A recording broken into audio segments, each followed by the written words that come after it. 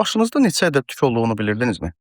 Bu, sizin saçınızın rəngindən asılıdır. Orta hesabla bir insanın başında 100 min ilə 150 min arasında tük folikulu var və təbiət bu rəqəmləri saçın rəng pigmentinə görə maraqlı bir balansda tənzimləyir.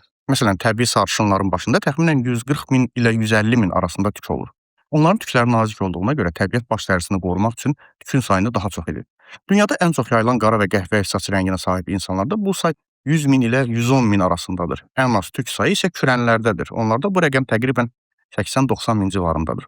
Lakin onların saç telləri digərlərinə nisbətən xeyli qalın və möhkəm olduğu üçün vizual olaraq az görünmür, əksinə daha sıx, gür və həcmli təsir bağışlayır. Bir ömür boyu tək bir saç folikulu eyni nöqtədən 20-yə qədər müxtəlif tük yetişdirə bilir. Saçlarımızın bu görünməyən mikro dünyasını riyazi ölçülərlə ifadə etdikdə isə ortaya daha heyrətamiz faktlar çıxır. Saçlar ayda 1-1,5 sm, yəni ildə ortalama 12-18 sm uzanır. Əgər bir insanın başındakı bütün tüklərin ömür boyu uzandığı telləri bir-birinə uca bağlasaq, ümumi uzunluq 1000 kilometrə çatar. Üstəlik saçlarımız təkcə uzun deyil, həm də inanılmaz dərəcədə möhkəmdir. Tək bir sağlam saç teli təxminən 100 qramlıq ağırlığa dözə bilir və əgər bütün başdakı saçların gücünü nəzəri olaraq birləşdirsək, onlar bir neçə tonluq yükü, məsələn 2 kiçik avtomobili qaldıra biləcək potensiala sahib olur.